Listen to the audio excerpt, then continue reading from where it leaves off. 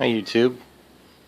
We're here with the beautiful ASH 26 here. Just wanted to show you this spread of well, I've got all the parts laid out. Got servos. Some of these I have to pick still. Got epoxies. These are 30-minute. It's like a flexible cure and then a regular 30-minute cure. Standard CA kicker. Formula 560, which is I call it Canopy glue. Got the motor here. This is the motor. And it is really nice. Spinner. This stuff I've opened to make sure it's got what I need. The only thing I don't have right now is a 5mm collet.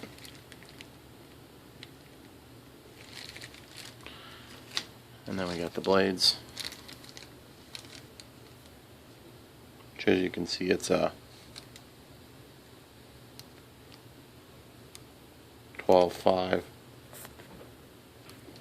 Which is ironic because I thought that was supposed to be a 12.6. But anyway, this is the ESC spread I've got so far. I've got some extra bolt connectors here. Got two programming cards, one a Hobby King and one a Durafly, which they're probably interchangeable. DX18, of course. Got the steel rod wing joiner. And then this thing goes in the back part of the wing. And then a couple of different choices for rudder control linkages. Lemon RX 7-channel dual diversity DSM X2 with stabilizer, end pin. Got the manual for it. I want to show you my spread of choices. This is a 60 amp 5.5 volt SBC at 4 amps. I really wanted to use this, but it's kind of heavy, and the size of this plane may not support this much weight for an ESC. I have a 50 amp. This is the one that is in my P51, and I really like it. Then I have an Aerostar, which actually supports, this is a 40 amp. This one here is a 50 amp with a 5.5 volt at 5 amp BEC, which would be perfectly acceptable, but I'll tell you my plan. I have a 40 amp with a 3 amp at 5 volt BEC. This one supports reverse, which won't be needed in this application.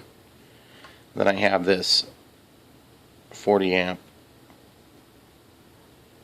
with a UBC 3 amp at 5 volts. This supports 2 through 6S, which is kind of nice, but it's got the Simon firmware in it, so it's like a quad application choice, and so I kind of like this as an option potentially. I'll redo the ends if I use that. Then I have a 30 amp Hobby King plush. This one has 5 volts at 3 amps, but it's a U back instead of just a regular back. So, oh, and then the battery choice, I'm not 100% sure what I'm going to fly it on. I'll use this little voltage alarm. And then I've got Zippy Compact 1500 milliamp 3S. This one here is a 40C discharge. I got an Amroll from Motion RC 3S 25C. I think that's an underrating, probably more like 40. And then I have a 1250 milliamp 3S 30 through 40C discharge Turnigy 3S. And then moving up from there, we would go to a 2200 milliamp 3S 60C discharge. Don't want to mess around. 4S 2200 milliamp.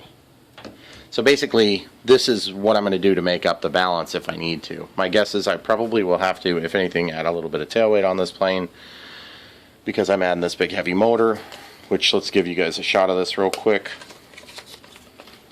Beautiful packaging. I love the packaging on Emax motors. They come in their own little handy dandy little kit. Comes with the motor itself, which is beautiful. And you can see here that it's got all the markings right on the motor. It's got this weird adaptive rear cover on the brushless outrunner there. We got the, let's see if this is the right size for these. Oh, they're too big, which is fine. I'm probably going to have having to redo these anyway. It comes with a motor mount adapter, which I don't need. I've got something in there already. But if you're buying this, it's a great value for the money. I think, gosh, I think it might have been like 18 bucks. It does come with the other side of the choices. Got motor mounts that screw into wood, and then machine adaptive screws there. One thing I don't like about this is a 5mm shaft, which is good, but it's bad for my application because my top models, this is called turbo spinner because it lets air go through, and then it will help with cooling, but this only has a 4mm collet. The thing I might be able to do though is on this kit, there's it does come with a collet, which, I mean, honestly, if you ask me, all motors should come with this stuff, but they don't. See, it comes with this collet. Of course, that fits. But in order to adapt this, I would have to cut off this portion and then drill a hole and then tap it to the size of this screw. And then this would actually work. So in a pinch, I may end up having to do that. It's aluminum, so I can cut it. It's just a matter of it might be kind of tricky. And then, of course, this, being that it's an Emax motor, which a lot of people use for quads, they come with this type of adapter as well. So you can put it here or you can put it there. So pretty cool stuff. I was really impressed with all the stuff it came with. So anyway, that being said, I just wanted to show you this. The guy who sold me this, he actually offered to cut the nose for me, which, being that I've never done a composite plane, I was really happy he did that. So when he did that, we'll just lay this up here. He mounted this motor mount in here, and I'm just going to show you that this thing fits, which is kind of scary, but I've already done it once to know that it fits. And you can see that it gets right in there. Now, I haven't forced the issue and actually firmly mounted it with screws or anything yet, but you can see how awesome that's going to look. And then there's clearance around the motor, so it spins free without touching. So thank you, Ian, for doing a great job on that. And anyway, so getting back to the point, I also obviously have some servos picked out. This is my first choice backup plan and last choice, and then backup plan to both of those backup plans. These ones are for the elevator and gear. Here's your Emax part number.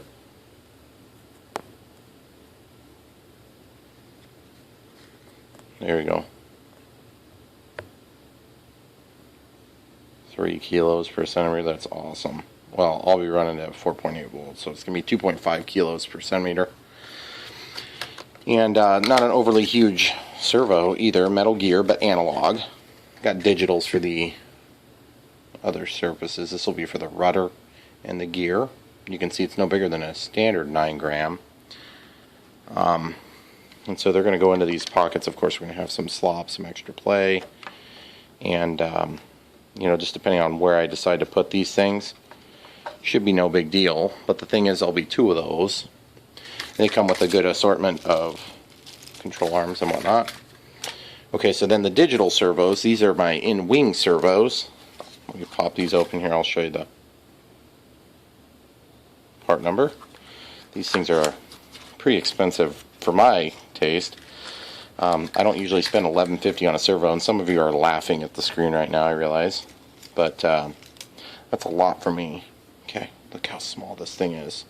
Now get ready to be dazzled and amazed. 2.4 kilos per centimeter of torque. That is just crazy amounts of torque. Okay, so let's flip these wings over. We've got a pocket here. As you can see, that thing fits in there completely without even thinking about it. It's totally flush, tons of room to spare, so that's going to be no problem at all. I wanted to show you, on the contrary, these Corona ones, which are significantly heavier. But they're only like 10 bucks. Look how much bigger they are. I mean, granted, you can get the specs on the website and everything, but like this thing, without modifying the cabinet, that ain't gonna work.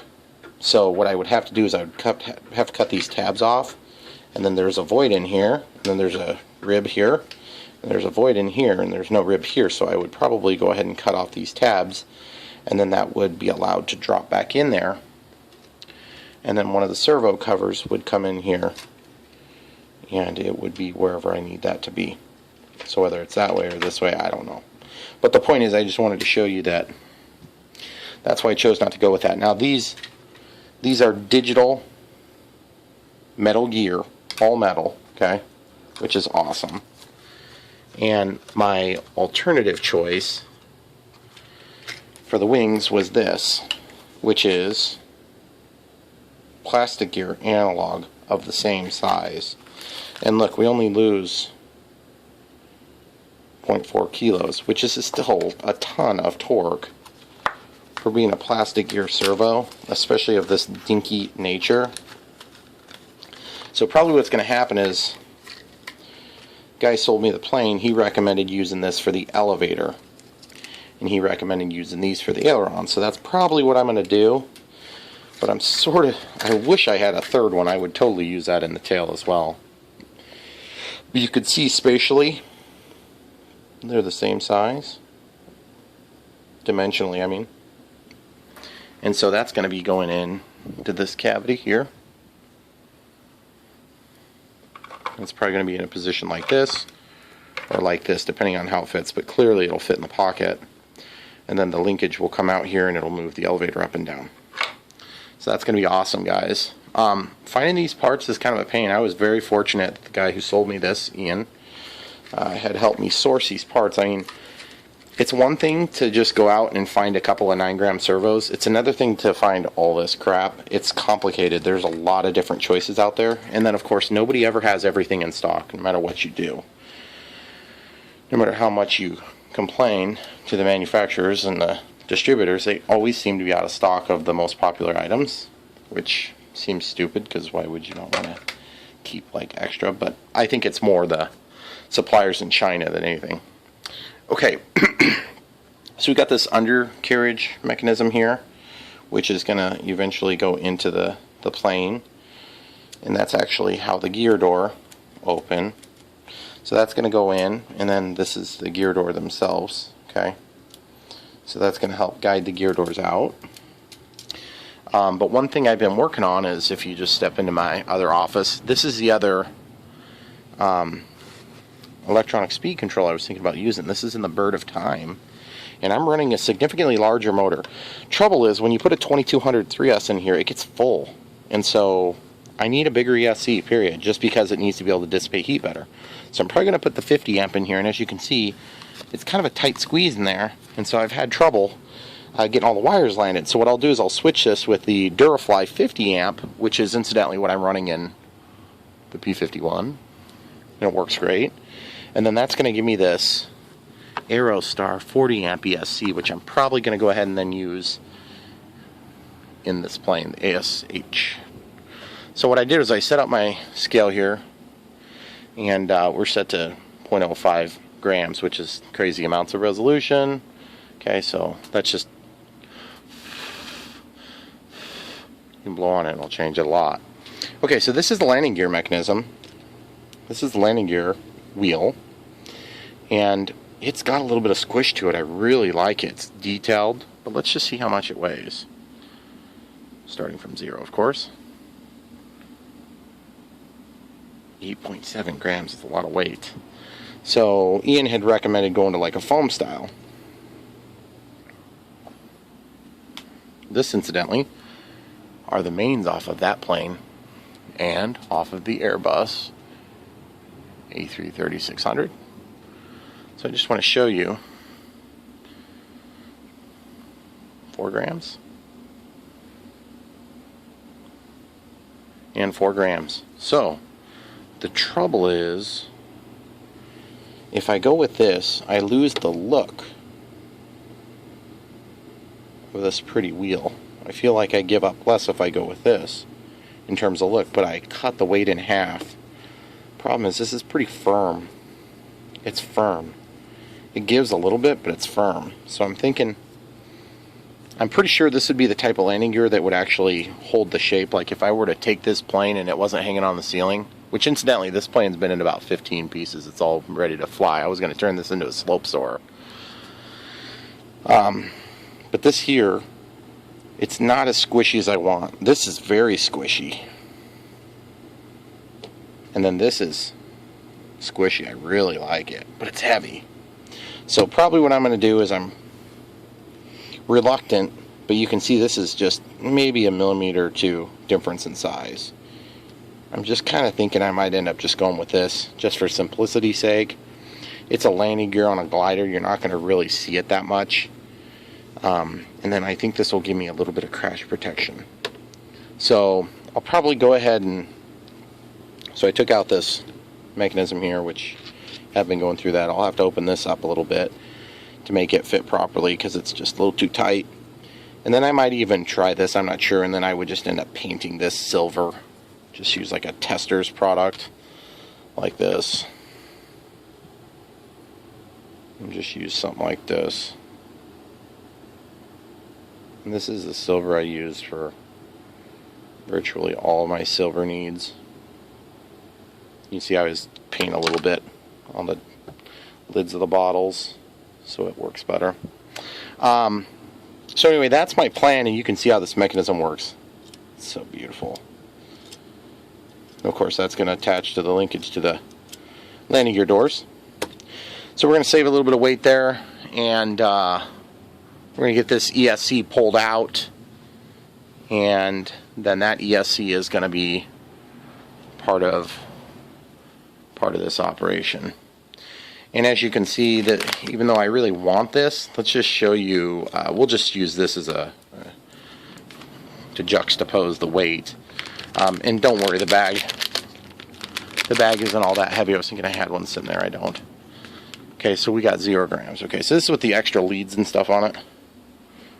So we're at 61.3 compared to 70.6. Now remember, this doesn't have the ends on it yet either, so that's going to add some weight. So it's probably not a real good comparison. I apologize, guys. It's just not a very good comparison at all. So, looking at my box of dead things, I was hoping I maybe had some plugs I could throw in there quick just to give me a baseline, but I don't easily. So the point is, if this is only 10 grams more, I'll be using a 60 amp in this, and then I'll probably put the 50 amp still in the Bird of Time, because that Bird of Time one gets pretty hot. But anyway, that's where we are right now. I wanted to give you guys a status update and just kind of give you the rundown of where we sit right now, and just lots of little detail items that I've been working on, trying to get this thing totally ready to go. And I think my next project is probably going to be to trim the canopy and get this glued, because it's a safe maneuver. I hate committing to these things. Once I get started, it's kind of like, it is what it is, and I hate that spot. I don't like being at that spot on a plane progress. So the other thing is I've got to set up the radio with the transmitter and an ESC, whether it's this one just to kind of test and get things set up, so I can use the BEC off of here to power everything up, get it bound, get it running. Or if I use something else for my other selection. Servos can be centered that way and all that good stuff. Obviously I need to do some extension cords to get back to the tail for the elevator servo, and we got some bags of goodies here for different control linkages and things of the sort. So wanted to give you guys a quick update on how the ASH is coming, and I just wanted to show you one other thing before we call it quits on this. This is the manual, and you can see it's a lot of approximates and a lot of 10,000 foot view pointers, but as you can see, it's not the most specific manual you've ever seen. This is pretty specific because it's complicated when you get these parts. But if you look at the way that all this is supposed to work, you know, coming from somebody that's used to flying foamies, this stuff is pretty complicated. Or it seems like it might be complicated. I usually just overthinking it. So, double-sided tape to hold the servos to the servo covers, and then you screw those into the plane, and that becomes your attachment point, which makes me really nervous. And I think I'm not doing a pull-pull system for the rudder. I don't like 2 points of failure, so that's why we've got one of these going, which is going to be just a rudder control rod. A little bit more weight here possibly, but it's worth it on something like that. And as small as those servos are, it's actually quite tempting to open up a new pocket and just have the rudder be in the back,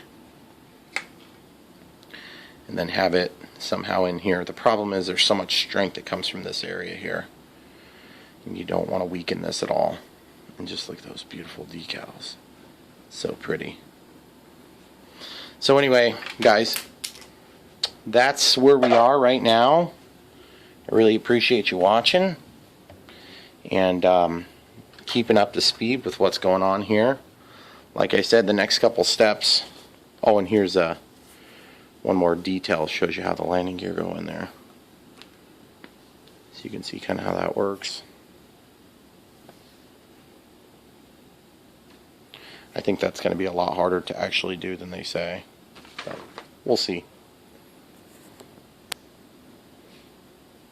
But yeah, that's pretty much what you get in a manual on a plane like this, on a kit plane like this. It's not like an ARF that you'd buy from Price and Hobby or something like that, where they would give you, specific part numbers to order with it and everything. You kind of got to figure this stuff out on these planes. So, hope this is enough to keep your attention. This thing's going to be awesome when it's done, and I hope to share it with you. Thanks for watching, guys. Don't forget to like and subscribe.